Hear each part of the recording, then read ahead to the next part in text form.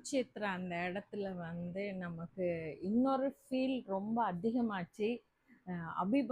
அபிமன்யுன்ற ஒரு எனக்கு ரொம்ப ரொம்ப பிடிச்ச ஒரு இது ஒரு கேரக்டரு.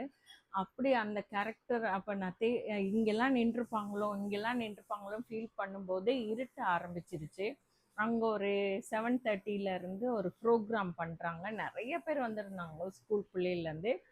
அந்த தண்ணியில் ஒளியும் ஒளியும் ஜஸ்ட் மகாபாரத உருவங்கள் எல்லாமே வச்சு ரொம்ப அழகா அவங்க லாங்குவேஜில் ஹிந்தியில் வந்து மகாபாரத போர் ஃபுல் இதையுமே வந்து சொல்லி முடிக்கிறாங்க ஒரு 1 மணி நேரம்.